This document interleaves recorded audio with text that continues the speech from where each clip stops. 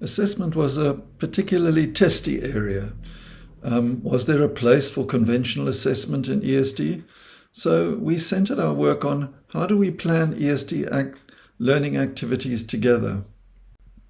Now, here ESD as an expansion of conventional assessment needed to be explored in some depth.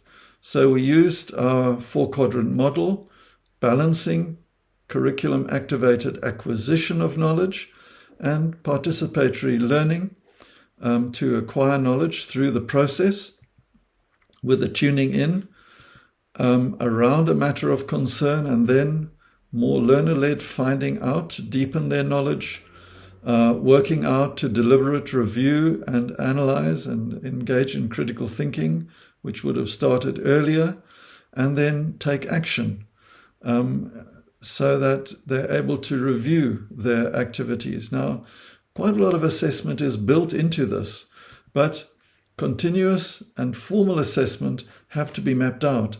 And you've seen that ESD is hanging up there above everything because it tends to operate at a higher order level.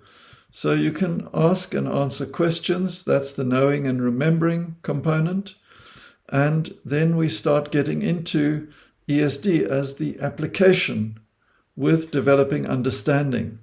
So this is the area of focus that we looked at.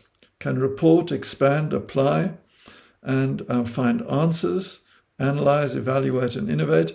And this is using the conventional Bloom's taxonomy. There are various tasks that teachers can do.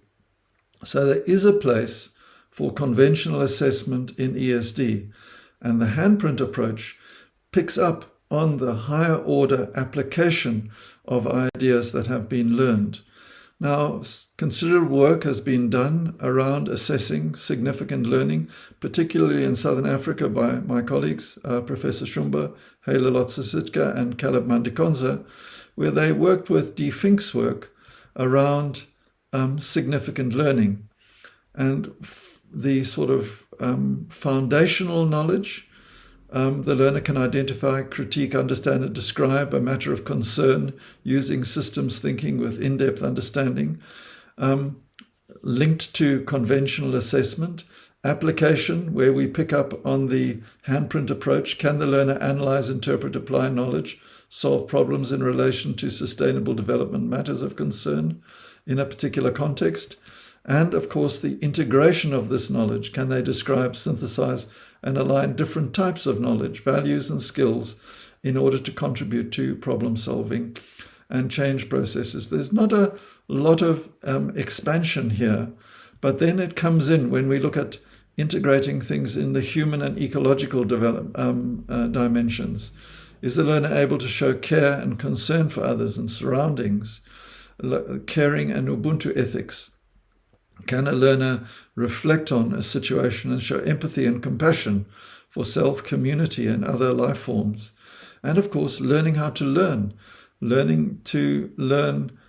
to be able to critique, evaluate, review, formulate, and generate new ideas and suggestions for change. Now, the teachers found this a really practical way of working. And some teachers even put it up on the wall of their classroom so that they could say to the learners, now we're going to be exploring so that we learn how to learn around a particular problem, or here's foundational knowledge in our subject discipline. And the learners were able to be part of these processes. So what we've learned, the insights that we've got, is that conventional assessment is still relevant and can be used to review evidence of higher order thinking skills activated through ESD. Assessment can be expanded to include the review of significant learning actions and more sustainable dispositions in learners that are not included in conventional assessment practices. So, assessment is a challenge. We often need to start by clarifying how we're going to assess, and there are some new and exciting tools available for us to use in classroom settings. And here are some references that you might find useful to look at.